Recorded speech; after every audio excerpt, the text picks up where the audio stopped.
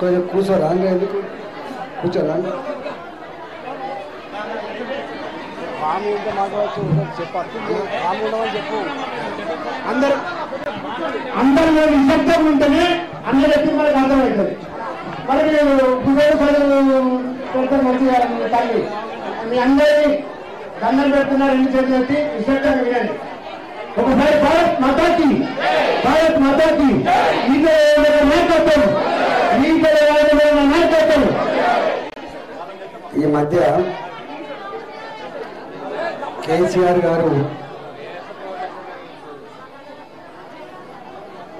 కేసీఆర్ గారు నల్లగొండకు వచ్చిన మహబూబ్ నగర్కి వచ్చిన ఇది జరగాయి మహబూబ్ నగర్కి వచ్చిన జగిత్యాలకు పోయినా మీరే మాట్లాడుకుంటారా?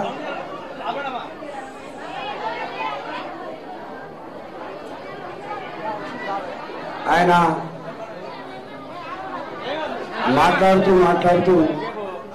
మీరు కూర్చోండి మీరు కూడా కూర్చోండి మాట్లాడు ప్లీజ్ అమ్మా దయచేసి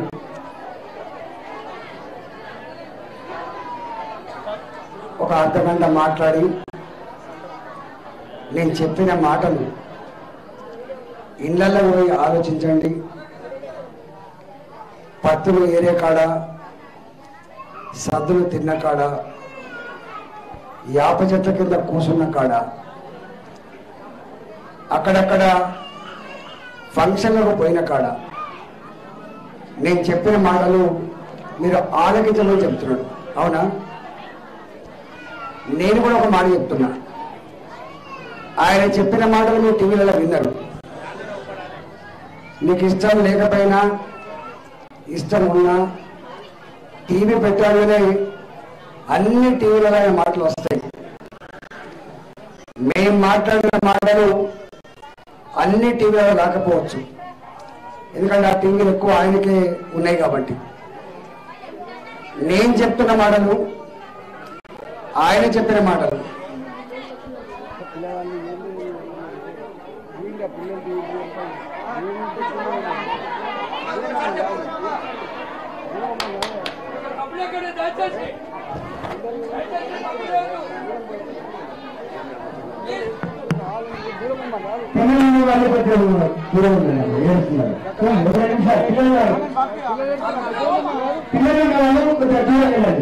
ఎందుకంటే ఒకరికొకరు అందరికీ పిల్లలు ఉన్న అందరికీ పక్కన సైడ్ పెట్టారు. దయచేసి మీకు అర్థమయ్యే విధంగా ఏం కొత్త చెప్పాలంటే ఉన్న నిమిషాలు కూర్చుని ఒక్కొక్కరు 500 రూపాయలు కూలి పెట్టుకోండి. మనం ఏం తెలుసుకోవాలంట కాబట్టి దయచేసి నిశ్శబ్దంగా ఉండండి.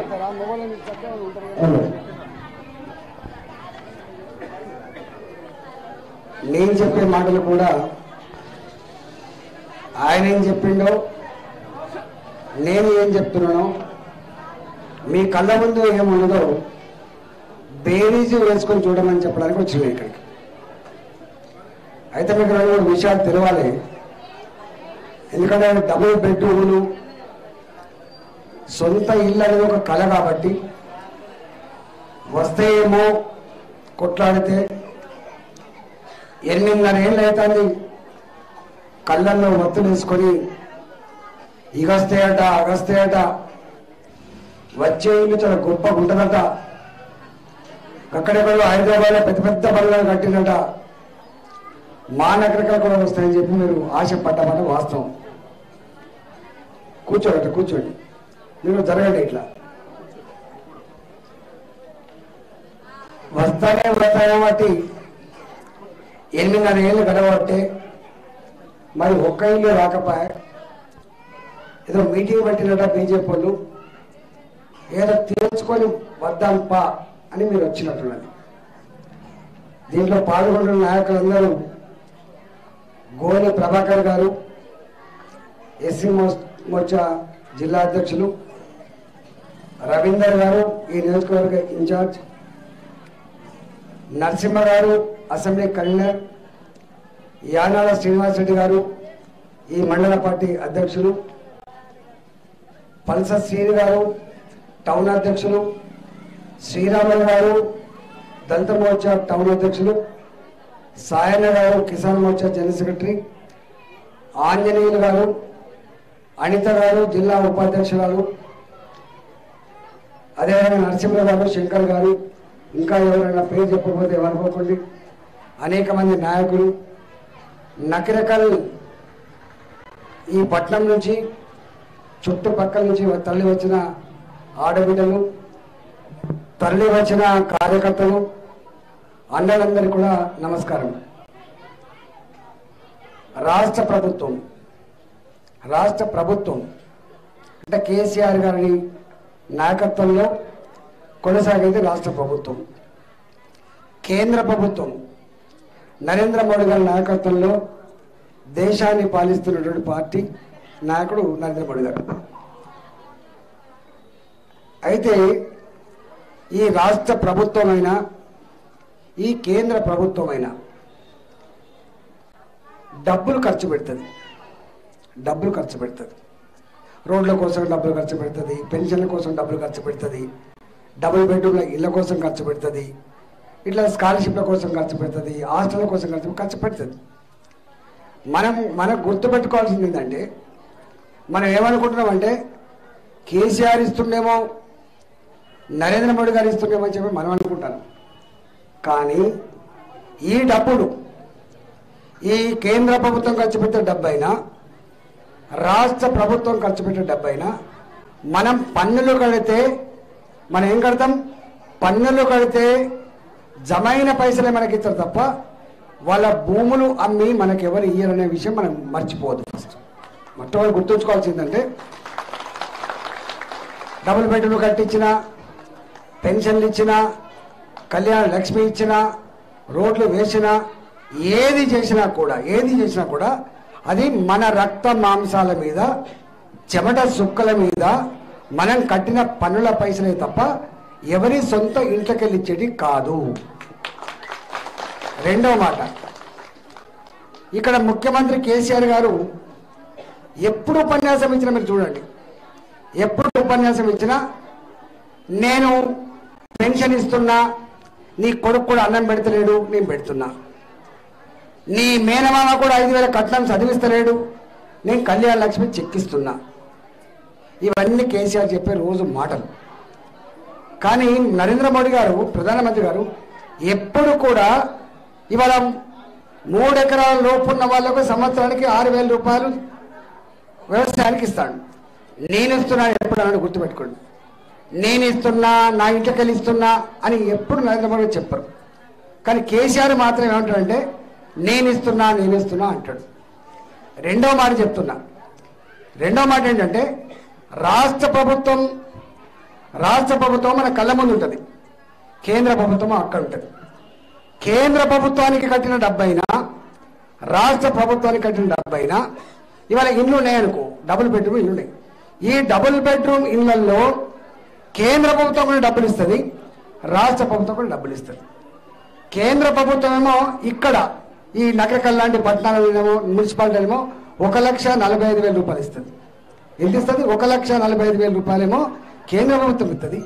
మొన్నటిదాకా ఏమన్నాడు, 5,04,000 రూపాయలు పెట్టి దేశంలోనే ఎవరు కట్టని పద్ధతుల్లో అంతటా ఒక్కొక్క రూమ్ కడితే నేను మాత్రం కొడుకు కోడలు వస్తే ఎక్కడ ఉంటానని చెప్పి ఆలోచన చేసిన, కొడుకు కోడలు ఎక్కడని ఆలోచన చేసిన, బిడ్డ అల్లుడు వస్తే ఎక్కడని ఆలోచన చేసిన, సుట్టపోడు వస్తే ఎక్కడని ఆలోచన చేసిన, గొడ్డు గోద ఉంటే ఎక్కడ కట్టాలని ఆలోచన చేసిన, మేకపోతో గొర్రెపోతో ఉంటే ఎక్కడ ఉండాలని ఆలోచన చేసిన, వాళ్ళు కూడా మనుషులే అని చెప్పిన, ఇవాళ ఆనాటి ఇందిరమ్మ కట్టిన ఇళ్లలో ఒక్క రూములలో ఇవాళ సుట్టపోడు ఎక్కడ పడుకుంటానని చెప్పి ఆలోచన చేసిన, దానికంటే గొప్పగా ఉండాలని నేను డబుల్ బెడ్రూమ్ అని చెప్పిండా లేదా?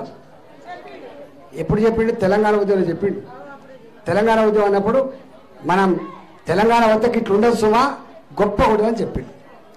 అట్లా మనందరం కలిసి నమ్మినాం, ఓట్లు వేసినాం. అప్పుడు నేను కూడా అక్కడనే ఉంటుంది.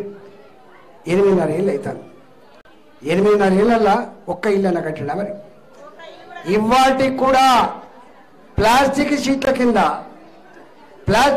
కింద గుడిసెల తాడి చెట్ల ఆకుల కింద. అంతేకాదు మురికి కాలువల పక్క పొంటి 50 రూపాయలకు 100 రూపాయలకు కిరాయిలకు ఉంటున్నమాట. వాస్తవం కాదా? ఉన్న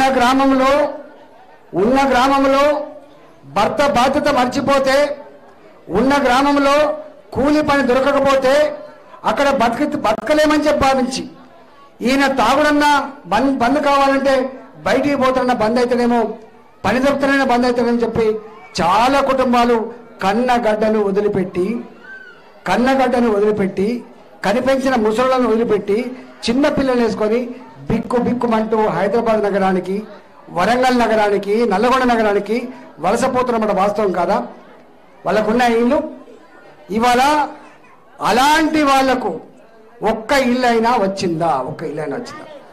నేను ముఖ్యమంత్రి గారు అడుగుతా ఉన్నా, అయ్యా ముఖ్యమంత్రి గారు, సంపదకు కొదవలేదు అంటున్నాను,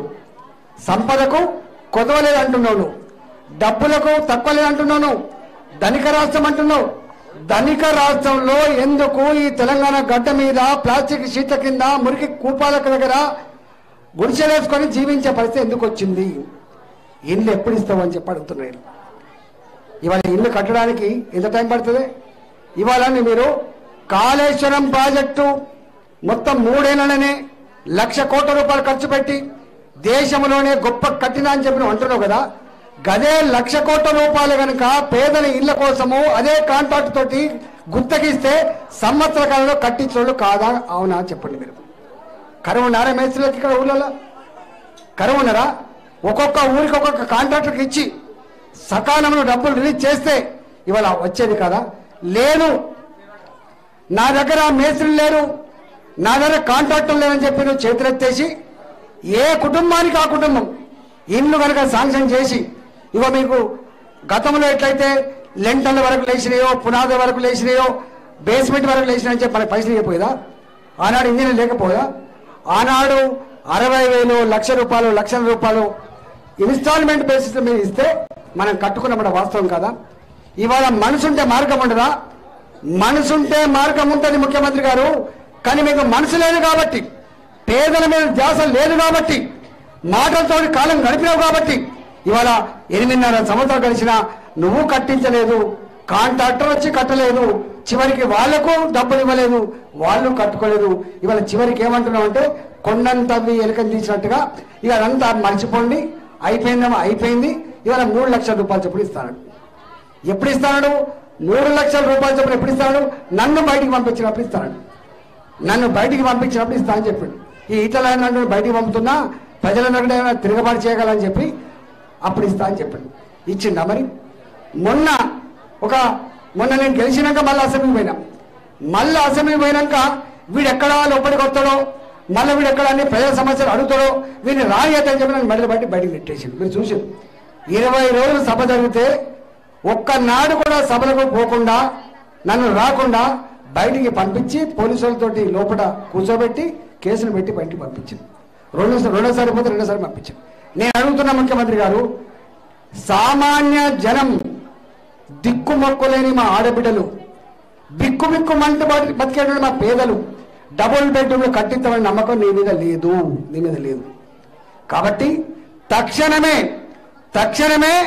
నీవు 3 లక్షల రూపాయలకి ఇల్లు అయితే అయ్యారా? ఐరన్ ధర 65,000 రూపాయలు, 70,000 రూపాయలు అయింది. సిమెంట్ ధర 300 రూపాయలు, 350 రూపాయలు అయింది. కూలి ధర, మేస్త్రి ధర 1000 రూపాయలు అయింది. ఇవాళ ధరలు పెరుగుతున్నాయా తగ్గుతున్నాయా? ఒకసారి ఆలోచన చేయండి. పేదలకు ఇచ్చే కాడ ఎందుకు కొసురుతున్నావు? పేదలకు ఇచ్చే కాడ ఎందుకు చేతులు రావట్లేదు? ఇదేనా నీ పేద పిల్ల పట్ల ఉండేటువంటి ప్రేమ? ఇదేనా నీకు ఓట్లేసి గెలిపిస్తే మా కళ్ళలో మట్టి కొట్టు కాదా అని చెప్పి అడుగుతున్నా. ఇవాళ ఈ వేదిక నుంచి డిమాండ్ చేస్తున్నాం. కేంద్ర ప్రభుత్వం మీకు తెలుసో లేదో ఈ దేశంలో 3 కోట్ల ఇల్లు కట్టించింది. అన్ని రాష్ట్రాల్లో, పక్కపండున్న ఆంధ్రప్రదేశ్ రాష్ట్రంలో లక్షల ఇల్లు కేంద్ర ప్రభుత్వం 1,45,000 రూపాయలు, రూరల్ ఏరియాలో కడితే 75,000 రూపాయలతో తీసుకొని అక్కడ వాళ్ళకి డబ్బు కలిగేసుకొని లక్షల ఇల్లు పక్క రాష్ట్రంలో కట్టిస్తే మీరెవరా ఇచ్చినోళ్ళు, నేను ఇచ్చుకుంటా అని చెప్పి పెగ్గెలకు పోయి ఏతులు కొట్టి ఒక ఇల్లు కూడా కట్టేయకుండా ఇలా బుక్కబోర్ల పడ్డ ముఖ్యమంత్రి గారిని మళ్ళీ క్షమిస్తామా అని చెప్పి అడుగుతున్నా. అందుకని ప్రభాకర్ ఏమంటుండే, ఇలా అయ్యా ఈ రాష్ట్ర ప్రభుత్వం మీద నమ్మకం లేదు మాకు, కేంద్ర ప్రభుత్వం ఇచ్చే డబ్బు అయితే ఉందో నేరుగా మాకే ఇవ్వండి, నేరుగా శాంక్షన్ చేయండి, వాళ్ళే కట్టుకుంటారని చెప్పి ఆయన మాట్లాడుతున్నాడు. కానీ ఇప్పటిదాకా చరిత్రలో ఎప్పుడు అట్లా జరగలేదు వాస్తవంగా. ఎందుకంటే ఇవాళ మీరు ఉపాధి హామీ కూలి పని ఉండదు, మీరు ఉపాధి హామీ పనిపోతారు. పేదలు పాపం ఎండాకాలంలో ఒక 2 నెలలు పోతే భర్త భార్య పిల్లలు చదువుకున్న పిల్లలు కూడా ఎండాకాలం పూట పోతే ఇది పైసలు వస్తాయి, ఓ 6 నెలల కాసమో 4 నెలల కాసమో తెచ్చుకుంటారు. మీకు తెలుసా ఈ ఉపాధి హామీ పని ఎవరేస్తారు తెలుసా మీకు? ఉపాధి హామీ పని ఏంటని జరుగు ఉపాధి హామీ పని మనం పోతే 150 రూపాయలు 200 రూపాయలు కూలి పడతాయి. ఎక్కడి చేస్తారు తెలుసా పైసలు? అవి రూపాయికి 90 పైసలేమో కేంద్రం ఇస్తుంది, డైరెక్ట్ అని అకౌంట్లో పడతాయి. గుర్తుందా? రూపాయికి 90 పైసలేమో వాళ్ళు ఇస్తారు, 10 పైసలేమో ఈయన ఇస్తాడు. పేరెవరు చెప్తారు? నేను ఇస్తున్నాను అంటాడు. అంటే ఎక్కడ కూడా రోడ్లు వేసినా ఉపాధి హామీ పని జరిగినా, డబుల్ బెడ్రూమ్లు కట్టినా, పెన్షన్లు ఇచ్చినా, దవాఖానలకు పోతే మందులు వచ్చినా ఇవన్నీ కూడా కేంద్ర ప్రభుత్వం కొంతిస్తుంది, రాష్ట్ర ప్రభుత్వం కొంతిస్తుంది. గుర్తుపెట్టుకోండి, రాష్ట్ర ప్రభుత్వం కొంతిస్తుంది, కేంద్ర ప్రభుత్వం కొంతిస్తుంది. కానీ ఈయనకేమనుకున్నాడంటే అన్నీ నేనే ఇస్తున్నా, నాకే ఓట్లు వేయాలి, ఏ పార్టీకి సంబంధం లేదు, నీకు మాకు సంబంధం అని చెప్పి దానికోసం పోయి మన కళ్ళలో మట్టి కొట్టిండు. అవునా కాదా ఒకసారి ఆలోచన చేసుకోండి. రెండవ మాట చెప్తున్నాను, ఇంకేమన్నా ఆయన దేశం మొత్తంలో ఆకలితో ఉన్నవాళ్ళు, పేదరికంతో ఉన్నవాళ్ళు, కనిపెంచిన అమ్మకు అన్నం పెట్టలేని వాళ్ళు, కన్న బిడ్డలకు మంచి బట్టలు కొనియలేని వాళ్ళు, మంచి బడికి పంపించలేని వాళ్ళు ఎవరంటే దళితులు అంటాడు. ఏమన్నాడు? నేను దళితుల కోసమే పుట్టినా, దళితుల కోసమే పరిపాలన చేస్తున్నా అంటాడు. ఏం మాట ఇచ్చిండు? ఈ రాష్ట్రంలో తెలంగాణ వచ్చిన తర్వాత ఈ రాష్ట్రంలో మొట్టమొదటి ముఖ్యమంత్రి ఎవరు కావాలని చెప్పిండు? దళితులే కావాలని చెప్పిండు.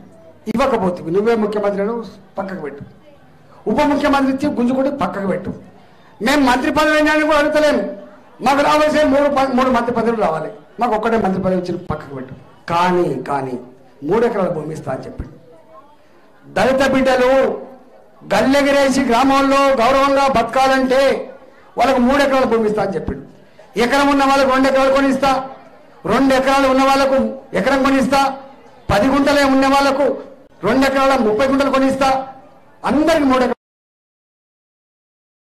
భూమి ఇచ్చిందా? చెప్పిందా లేదా? దళిత కుటుంబానికి 3 ఎకరాల భూమి ఇస్తా అని చెప్పిన వ్యక్తి ఎవరు? కేసీఆర్. ఇచ్చిందా మరి? అంటే ఆ మాట అమలు కాకపోతే మళ్ళీ ఆయన వచ్చి టీవీల మీద మాట్లాడుతుంటే ఉపన్యాసిస్తుంటే మనం మంచిగా వింటామని తప్ప ఈయన మాటలు మోసం మాటలని మాత్రం అనుకుంటాము. మనం మాటలు కోటలు దాటినాయి కేసీఆర్ గారివి, కాళ్ళు మాత్రం తంగెలు దాటలేదు. మీకు బాగా గుర్తుకి పక్కకు ఉంటే మొన్న మేము వచ్చి 45-50 రోజుల పాటు నేను నా భార్య కూడా వచ్చి ఎన్నికల్లో పాల్గొన్నాం. మేము ఏది అది? మునుగోడు కాన్స్టిట్యున్సీ. మీరు ఎప్పుడైనా మీ చుట్టాలు గురించి ఉంటారు మునుగోడులో. ఎన్నెలు లేని దళిత బస్తీలకు వాళ్ళ ఎమ్మెల్యేలు వచ్చి, ఒక్కొక్క ఊర్లో దళిత బస్తీకి ఎమ్మెల్యేలు వచ్చి వాళ్ళకి భోజనాలు పెట్టి వీళ్ళు డబుల్ బెడ్రూమ్లు ఇస్తాం దా అని చెప్పి రాసుకొని పోయిండు. అడగండి, దళిత బస్తీలలో ఎమ్మెల్యేలు స్వయంగా వచ్చి దావతులు ఇచ్చి బువ్వ పెట్టి డబుల్ బెడ్రూమ్లు ఇస్తాం మీరు అటు ఇటు పోకండి అని చెప్పి రాసుకపోయినా లేదా అడగండి. మీరు ఇచ్చిండ్రా అడగండి ఒకసారి. నంబర్ 1. నంబర్ 2, దళిత బంధు అని పెట్టండి. మీకు ఐడియా ఉండాలనుకుంటా. దళిత బంధు ఎంత? దళిత బంధు ఒక్కొక్క కుటుంబానికి 15 లక్షల రూపాయల చొప్పున ఇస్తాము. ఎప్పుడు పెట్టినది? నేను మొన్న జమ్మికుంటలో, నేను హుజరాబాద్లో నన్ను బయటికి వెళ్ళగొట్టిన తర్వాత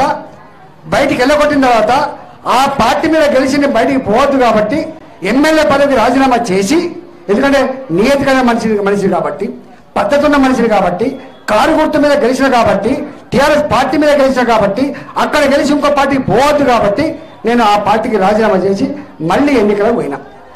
మళ్ళీ ఎన్నికలకు పోతే ఈ ఈటల రాజేంద్ర అంటోడు వీడు గెలవద్దు, వీడు గెలిచిండు అనుకో మళ్ళీ అసెంబ్లీకి వస్తాడు. అసెంబ్లీకి వచ్చిందనుకో మళ్ళీ మాట్లాడతాడు, డబుల్ బెడ్రూమ్ మాట్లాడతాడు వాడు, దళిత ముఖ్యమంత్రి మాట్లాడతాడు వాడు, 3 ఎకరాల భూమి గురించి మాట్లాడతాడు వాడు. ఇవన్నీ మాట్లాడతాడని చెప్పి ఉన్నొక్క పేదల గొంతును నిలిపేయాలని, ఉన్నొక్క పేదల గొంతును ఓడగొట్టాలని చెప్పి నా దగ్గర అమ్మా, నా దగ్గర ఒక్కొక్క ఓటుకు 6,000 రూపాయల నుంచి 20,000 రూపాయలు ఇచ్చిండు. 6,000 రూపాయలు ఒక్కొక్క ఓటుకు, ఒక కుటుంబానికి కాసుమా ఒక్కొక్క ఓటుకు 6,000 రూపాయల నుంచి 20,000 రూపాయలు ఇచ్చిండు. 6 నెలల కాలం పాటు మిషన్లు వచ్చినాయి, వేసిన రోడ్లు, మోరిలు కట్టుడు, రోడ్లు వేసుడు. అంతేకాదు ఒక్కొక్క దళిత కుటుంబం 47,000 మంది ఉంటారు మా దగ్గర. 47,000 మంది దళితులు ఉంటారు. ఈ 47,000 దళితుల ఓట్ల మీద కన్నేసుకొని జమ్మికుంటలో మీటింగ్ పెట్టి, 1,00,000 మందితో మీటింగ్ పెట్టి, ఓ దళిత బంధువులారా 15 లక్షల రూపాయలు చొప్పున ఇస్తా అని చెప్పిండు. ఏం చెప్పిండు? ఇది ఇక్కడ కేవలం ఇక్కడ కోసమే మాత్రమే కాదు, తెలంగాణ మొత్తం ఇస్తామని చెప్పిండు. 2 లక్షల కోట్లు అయితే అని చెప్పిండు. 2 లక్షల కోట్ల పెద్ద బిషాన్ గా అని చెప్పిండు. రాజు తలుచుకుంటే దెబ్బల కొదవ అని చెప్పిండు. 2 లక్షల రూపాయల స్కీమ్ని దళిత బంధు బిడ్డ కూడా అనౌన్స్ చేసి మొట్టమొదటి ఇక్కడ అమలు చేస్తా అని ఈ హైదరాబాద్లో భూములన్నీ 2,000 కోట్ల రూపాయలు తీసుకుపోయి నా కలెక్టర్లో జమ చేసి అక్కడ దళిత కుటుంబాలకు మాత్రం 15 లక్షల రూపాయలు చెప్పి డీడీ ఇచ్చిండు. పోషమ్మ గుళ్ళ మీద, మైసమ్మ గుళ్ళ మీద ప్రమాణం చేయించిండు. ఏమని ప్రమాణం చేసిండు? 10 లక్షల రూపాయలకు డీడీ వచ్చింది, నేను నీకే ఓటేస్తా అని చెప్పి దళిత కుటుంబాల చేత ప్రమాణాలు చేయించిండు. గొల్ల కురుమలు ఒక్కొక్క కుటుంబానికి 1,25,000 రూపాయలు చొప్పున గొర్రెలిచ్చి వాళ్ళనేమో బీరన్న గుళ్ళ మీద, మల్లన్న గుళ్ళ మీద వాళ్ళని ప్రమాణం చేశారు. వాళ్ళు 35,000 ఓట్లు. అంతేకాదు ఈ సిద్దిపేట పక్కపంటి కొమ్మిరెల్లి మల్లన్న ఉంటుంది, మీకు తెలుసో తెలియదో, మీ దగ్గర వేరే దేవుడు ఉంటాడు కావచ్చు. కొమ్మిరెల్లి మల్లన్న అంటాడు. కొమ్మిరెల్లి మల్లన్న అంటే మాట తప్పని జనం పసుపు కుంకుమ పసుపు బియ్యం కంకణాలు తీసుకుపోయి తెల్ల బట్టలు వేసి ప్రమాణం చేయించుకొని గొడ్లు ఇచ్చింది. అంటే నేను ఎందుకు చెప్తున్నా అంటే ఓట్లు రాగానే దళితులు గుర్తుకొచ్చిండ్రు, ఓట్లు రాగానే గొల్ల కురుమలు గుర్తుకొచ్చిండ్రు, ఓట్లు రాగానే డబుల్ బెడ్రూమ్లు గుర్తుకొచ్చినాయి, ఓట్లు రాగానే ఓటుకు 10,000 రూపాయలు గుర్తుకొచ్చింది, ఓట్లు రాగానే మురికి కాలువలు గుర్తొచ్చినాయి, ఓట్లు రాగానే పేదలు గుర్తొచ్చింది. వాళ్ళకి అన్నీ ఇచ్చింది. 6 నెలలు కష్టపడ్డాడు.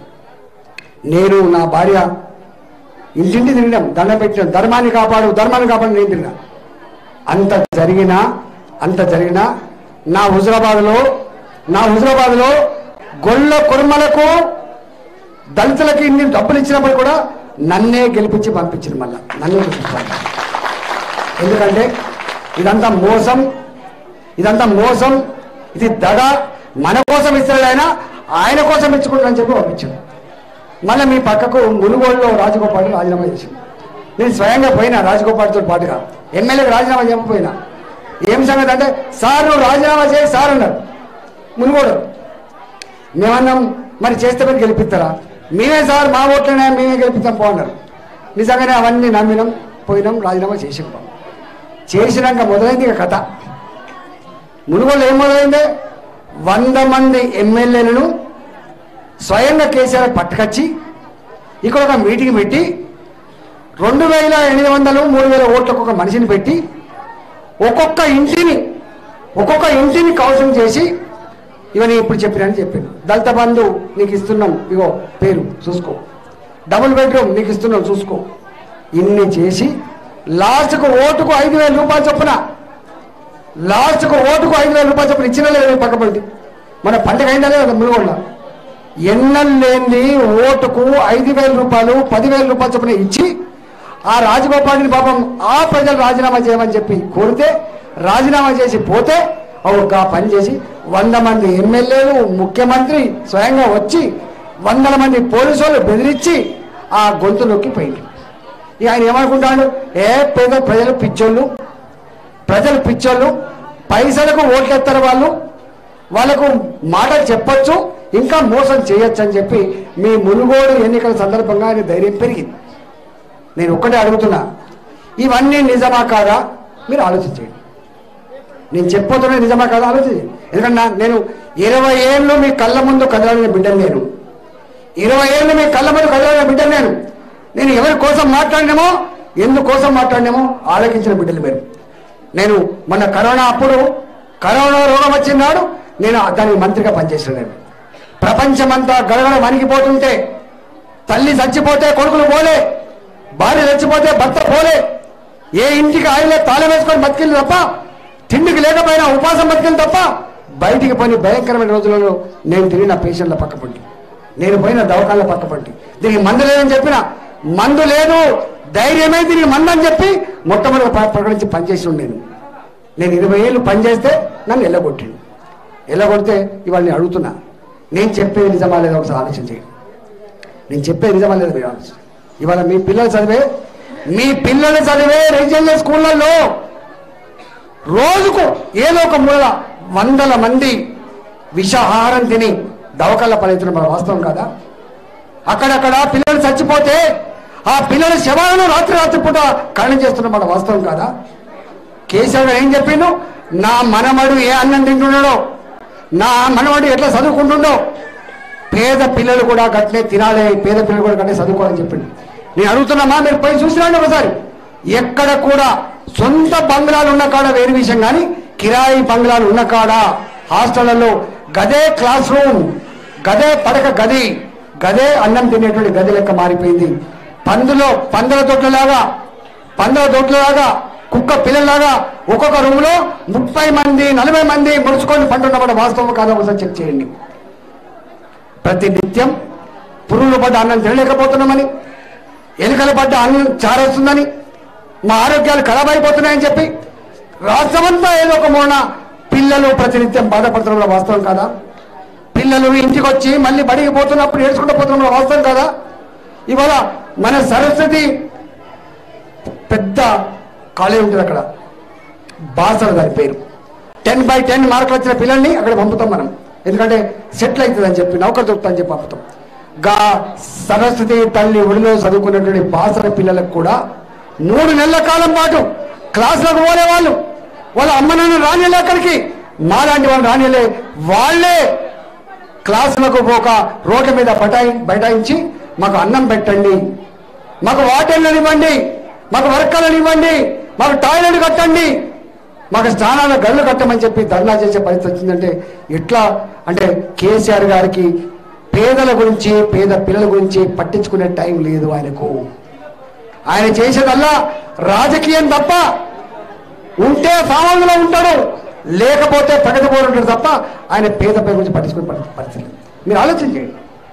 వాళ్ళ పెన్షన్ అంటాడు, మన ఆగస్టు మంది పెన్షన్ రాలే, 2 నెలల ఉద్దర నడుస్తుంది, 2 నెలల ఉద్దర. మీ కళ్యాణ లక్ష్మి ఎప్పుడు వస్తాయి? 6 నెలలకు 7 నెలలకు వస్తాయి, గుర్తుపెట్టుకోండి.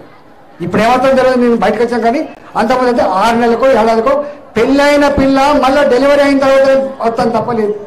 కేసీఆర్కి 3 నెలలకు 6 నెలలకు వస్తుంది. ఇవన్నీ అంటున్నా, ముఖ్యమంత్రి గారు మీకు నిజాయితీ ఉంటే డబుల్ బెడ్రూమ్లు ఎప్పుడు ఇస్తామో చెప్పు. కళ్యాణ లక్ష్మి చెక్కులు పెళ్లి పందిళ్ళలో పంచే ప్రయత్నం చేయి. నా ముసలి వాళ్లకు ఏ పెన్షన్ గా వస్తుందో 2 నెలల ఉత్తర కాదు, ఏ నెలకు ఆ నెల ఎందుకు ఇస్తలేవో సమాధానం చెప్పాలని కోరుతున్నాను నేను. ఇవాళ కరెంటు బిల్లులు ఇంతమంది 2 నెలలకు ఒకసారి కట్టేది, మనం కరెంటు బిల్లులు ఇంతమంది 2 నెలలకు ఒకసారి కట్టేది. ఇప్పుడు ఏమంటాడు? 2 నెలలకు ఒకసారి కాదు సుమా, మంత్రి కాదు, నెల కట్టాలని చెప్పి అలా హుకుం జారీ చేస్తాడు. ఎస్సీ బస్తీలలో మీటర్లు లేకపోతే కరెంటు కట్ చేస్తా అంటాడు, కేసులు పెడతా అంటాడు. 200 రూపాయల బిల్లు వచ్చాక 400 రూపాయల బిల్లు వస్తుంది, 500 బిల్లు వచ్చాక 1000 రూపాయల బిల్లు వస్తుంది. హైదరాబాద్ పోవాలంటే బస్ కిరాయిలు పెరుగుతాయి. ఒక్క మాటలో చెప్పాలంటే పేనం మీద నుంచి పొయ్యిల పడ్డట్టు అయిపోయి, గుర్తుపెట్టుకుంది. పేనం మీద నుంచి పొయ్యిల పడ్డట్టు అయిపోయినమాట వాస్తవం కాదా? నేను ఇంకొక మాట చెప్పిపోతా. నేను మొన్న ఉనుగోడులో గొంతు చించుకొని చెప్పిపోయినా. మీకు తెలుసా, కేసీఆర్ ప్రభుత్వం వచ్చిన తర్వాత బెల్ట్ షాపులు పెరిగినాయా తగ్గినాయా? ఇవాళ రెస్టారెంట్లు, బార్లు, బ్రాండ్ షాప్ పక్కకుంటే సిట్టింగ్లు, అక్కడ తాగుతాడు లేదో బయటకు రాగానే మళ్ళీ పట్టుకుంటాడు, వాడు తాగి బయటకు వస్తాడు లేదో పట్టుకుంటాడు, మళ్ళీ 200 రూపాయలు ఫైన్ పడుతుంది. ఇవాళ గుళ్ళ పక్క పొంటి, బల్ల పక్క పొంటి బ్రాండ్ షాపులు పెట్టినమాట వాస్తవం కాదా? ఏ కిరాణా కొట్లో పోయినా, ఏ బెల్ట్ షాపులు పోయినా అర్ధరాత్రి పూట కూడా తలుపు కొడితే కుతిలేస్తే బాడీ దొరుకుతుంది. కడుపు నొప్పి లేస్తే టాబ్లెట్ దొరకదు ఊళ్ళల్లో, కడుపు నొప్పి లేస్తే మందు దొరకదు ఊళ్ళల్లో, కానీ కుతిలేస్తే మాత్రం అర్ధరాత్రి పూట సారా బాటిల్ దొరుకుతున్నమాట. వాస్తవం కాదా? వాస్తవం కాదా? మీకు తెలుసా? ఎప్పుడైనా ఆలోచన చేసిందా? తెలంగాణ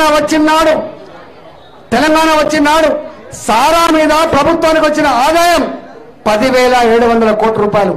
ఇవాళ సారా మీద వస్తున్న ఆదాయం 45,000 కోట్ల రూపాయలు. గుర్తుపెట్టుకోండి, 45,000 కోట్ల రూపాయలు. ఆలోచన చేయండి మీరు. ఇవాళ మీరు భర్త తాగి పనికి పోకపోతే తల్లి తిడుతుంది. ఏమి రాను పిల్లలు ఆకలితో అలమడించబట్టే ఆ భార్య ఒక్కరి చేత పని అవుతాదిరా అని చెప్పి తల్లి తిడుతుంది. తల్లి తిట్టినా పనికి పోడు, తండ్రి కోప్పడ్డా పనికి పోడు. చివరికి అప్పుడప్పుడు ఏదో తండ్రి కోపంతో గట్టిగా మందలిస్తే తండ్రి మీదనే దాడి చేసి చంపిన కొడుకులున్నమాట. వాస్తవం కాదా? ఇవాళ తాగస్తే భార్య పొద్దుపత్తల్లో పనికి పోయొచ్చి పిల్లల్ని వేసుకొని అన్నం పెట్టుకొని ఇళ్లలో పడుకుంటే తాగిన భర్త ఎంత హింస పెడతాడో బిక్కు బిక్కు పంట బతికేటువంటి కుటుంబాలు లేవో అడుగుతున్నా నేను.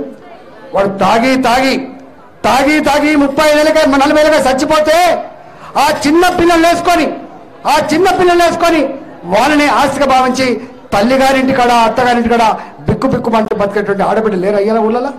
కారణమైంది దీనికి, కారణమైంది ఆలోచించండి. ఇవాళ నేను ఊళ్ళో చూస్తూ అంటున్నాడు, సారు ఏం చెప్పామంటావు? ఇవాళ 70-80% ప్రతి మనిషి తాగడానికి అలవాటు పడ్డాడని చెప్తున్నాడు. ఇవాళ తెలంగాణ వచ్చిన తర్వాత పిల్లలకు ఉద్యోగాలు దేవుడు ఎరుగు, మంచి దవాఖానలు దేవుడు ఎరుగు, మంచి హాస్టల్ దేవుడు ఎరుగు. చివరికి తాగుబోతులకు అడ్డాగా మారిపోయింది. గుర్తుపెట్టుకోండి. మీకు తెలుసో తెలియదో, మీకు ఇచ్చే పెన్షన్ డబ్బులు సంవత్సరానికి 9,000 కోట్ల రూపాయలు, మీకు ఇచ్చే కళ్యాణ లక్ష్మి డబ్బులు సంవత్సరానికి 2,000 కోట్ల రూపాయలు, మీకు ఇచ్చే రైతు బంధు 10-12,000 కోట్ల రూపాయలు. కానీ మనం ఇచ్చే డబ్బు 45,000 కోట్ల రూపాయలు. ఎవరి సొమ్ము ఎవరు తింటున్నారో ఆలోచన చేస్తున్నారా?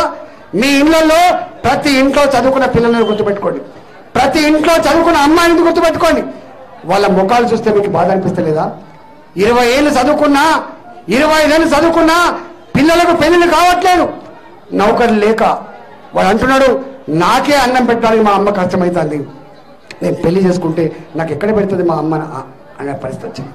చదువుకున్న పిల్లలకి పెళ్లిళ్ళు అయితే లేవు, నౌకర్లు లేవు. ఎంత మేరకి 2,000 రూపాయల పెన్షన్ ఇవ్వగానే నువ్వు సంబరపడతాను కదా, కానీ నీ మనమడు నీ ఇంట్లో, నీ కొడుకు నీ ఇంట్లో 30 ఏళ్ళు వచ్చినా 40 ఏళ్ళు వచ్చినా నౌకర్లు లేక బిక్కుమంటూ చివరికి అవమానంగా భావించి రైళ్ల కింద పడి చచ్చిపోటలు, ఉరేసుకొని చచ్చిపోటలు, మందు తాగి చచ్చిపోటలు ఇవాళ మనం చూస్తలేమా? ఎందుకు ఆలోచన చేయట్లేదు మీరు? మీరు ఒకసారి ఆలోచన చేయండి. మాటలు చెప్పగానే గొర్రె లెక్క విని తలకాయ ఊపి ఇంటికి పోయి మాకైతే ఓటుకు తిత్తంటానని చెప్పి వేస్తే బానిసత్వంలో మగ్గిపోతాం. గుర్తుపెట్టుకోండి. మన పిల్లలు చేతికి రాడు, గుర్తుపెట్టుకోండి. ఇప్పటికే ఎదిగిన కొడుకు ఊళ్ళల్లో ఏం పని చేయకుండా సావాళ్ళ కాడ తిరిగి 3 బజార్ల కాడ తిరిగి మనం చూడకూడనటువంటి అనేక దుర్మార్గ పనులకు అలవాటు పడుతుంటే చచ్చిపోతున్నాడు, తండ్రి చచ్చిపోతున్నాడు. గిన్నికైనా చదివించే బాధపడుతుంది. కాబట్టి ఇవాళ 2,000 రూపాయల పెన్షన్ కావన్నా, చదువుకున్న బిడ్డలకి ఉద్యోగాలు కావన్నా ఆలోచన చేయండి. ఆడబిడ్డలు అని చెప్పి అడుగుతా ఉన్నాను. ఉండడానికి ఇల్లు కావన్నా, ఎన్నికలు అప్పుడిచ్చే సారా సీసా కావన్నా ఆలోచన చేయమని కోరుతున్నా. ఏం కావాలి మనకు? చచ్చిపోతున్న బిడ్డలకు మంచి బువ్వ కావన్నా, ఇవాళ వాడు ఇచ్చేటువంటి తాయిలాలు కావన్నా ఆలోచించేయండి. అందుకే ఇవాళ ఇవి చెప్పుకుంటూ పోతే ఉడవదు. నేను అందరూ చెప్పుకుని వస్తున్నా, ముఖ్యమంత్రి గారు ఉద్యమాల్లో ఏం చెప్పిండు చెప్పలేదా? ప్రతి బిడ్డకు నౌకరస్తు అని చెప్పిండు, బంగారు భవిష్యత్తు అని చెప్పిండు, బతుకులు మారిపోతాయని చెప్పిండు. ఏం మారింది ఒకసారి చెప్పు. మళ్ళీ రెక్కల కష్టం తప్ప, ఇదే కన్నీళ్లు కష్టాలు తప్ప ఎక్కడ కూడా బతుకు మారలేదు. నేను ఒకటే కోరుతున్నా, ఇవాళ భారతీయ జనతా పార్టీ కేంద్రంలో అధికారం ఉన్నది, కానీ మీరు ఆశీర్వదిస్తే రేపు తప్పకుండా భారతీయ జనతా పార్టీ కూడా అధికారానికి వస్తే కేంద్ర ప్రభుత్వ సహకారంతో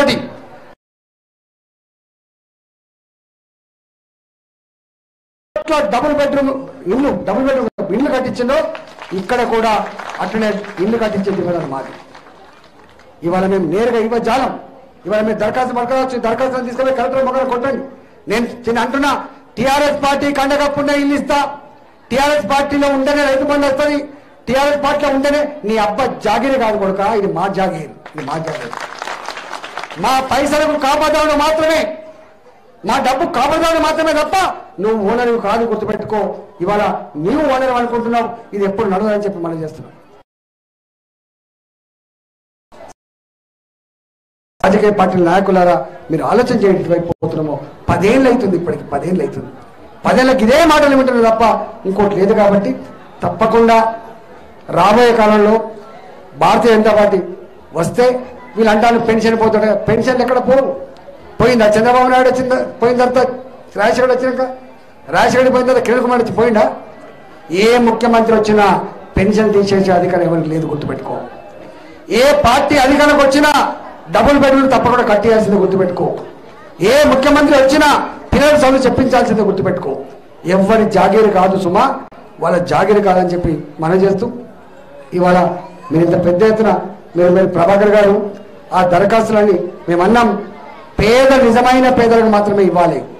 ఇవాళ 500 దరఖాస్తులు ఉండొచ్చు ఇక్కడ, 500 దరఖాస్తులు ఉండొచ్చు ఇక్కడ. మొట్టమొదటి ఇవ్వాల్సింది ఎవరికైతే ప్లాస్టిక్ షీట్ల కింద బతారో, ఎవరైతే మురికాల్లో పక్క వంటి ఎక్కడో ప్రైవేట్ భూములలో గుడిచెలేసుకుంటారో వాళ్లకు మాత్రమే ఇవ్వాలి తప్ప నీ తాత జాగీర్ లాగా నా చుట్టూ తిరుగుతున్నాడు వీడు, నా కార్యకర్త వీడు గట్టగానికైతే ప్రళయం వస్తుంది, గుర్తుపెట్టుకో. ప్రళయం వస్తుంది, బతకనిచ్చే ప్రసక్తి లేదని చెప్పి ఎంట పడతాం తప్ప వదిలిపెట్టే ప్రసక్తి లేదు, గుర్తుపెట్టుకోండి.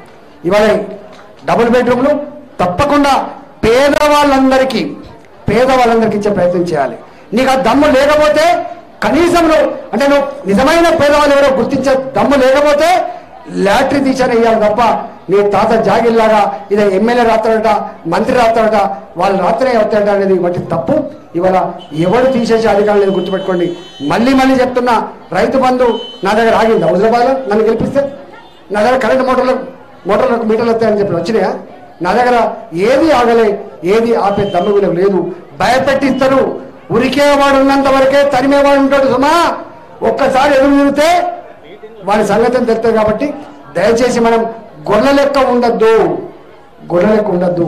కడుపు కాలిన వాళ్ళం మనం, ఆకలితో అలమటించే వాళ్ళం మనం, బాధలు అనుభవిస్తున్న వాళ్ళం మనం. ఇవాళ మనిషి ఇంత దీనంగా బతికే పరిస్థితికి కారణం తప్పకుండా ఈ ప్రభుత్వాలే. కాబట్టి ఈ ప్రభుత్వాన్ని గద్దె దించేంత వరకు, ఈ ప్రభుత్వాన్ని ఓడగొట్టేంత వరకు మనం అందరూ కూడా కలిసికట్టుగా ఉండాలని మీ ఆశీర్వాదంతో తప్పకుండా మీరు నచ్చే మీకోసం పనిచేసే, మీకోసం ఆడపడే బిడ్డలకు అధికారం ఇవ్వండి. ఖచ్చితంగా ఉన్నంతలో సేవ చేసే పని చేస్తామని చెప్పి మనం చేస్తూ ఈ ధర్నాలో పాల్గొనే మీ అందరికీ కూడా పేరు పైన నమస్కరిస్తూ సెలవు తీసుకున్నా.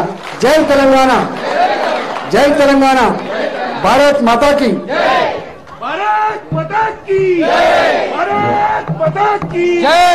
నరేంద్ర మోడీ గారి నాయకత్వం, నరేంద్ర మోడీ గారి నాయకత్వం.